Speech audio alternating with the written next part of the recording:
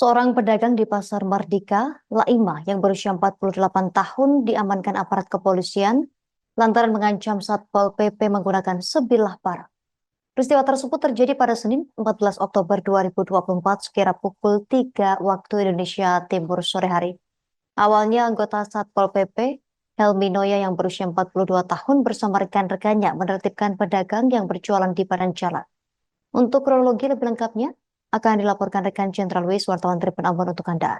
Silakan rekan Jenderal Luis atas laporan dari Anda. Ya, selamat siang Tribuners.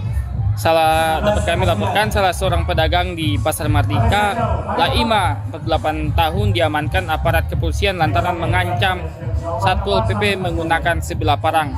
Peristiwa itu terjadi pada Senin 14 Oktober 2024 kemarin sekitar pukul 15.00 WIB.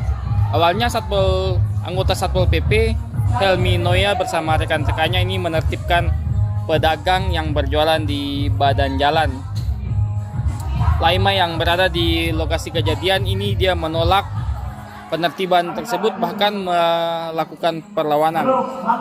Seketika Laima pergi mengambil sebilah parang kemudian berjalan menuju ke arah korban.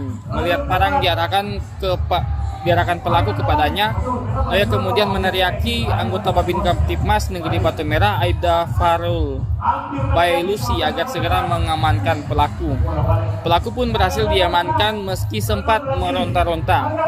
Laima pun digiring ke pos penertiban Pasar Mardika kemudian dijemput oleh Piket Kriminal Umum Polda Maluku untuk proses hukum selanjutnya.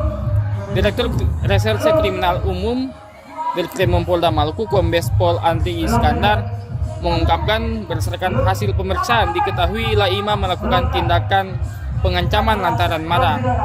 Niatnya hanya untuk menakut-nakuti anggota Satpol PP agar tiang payung miliknya dikembalikan.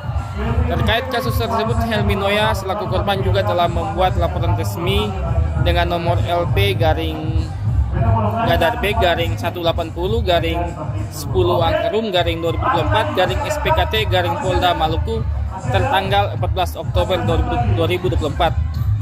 Pelaku diduga melakukan tindak penganiayaan, tindak pidana pengancaman sebagaimana diatur dalam pasal 335 ayat 1 KUHP pidana dan masih ditahan di rutan Polda Maluku. Terima kasih kembali kepada rekan di studio.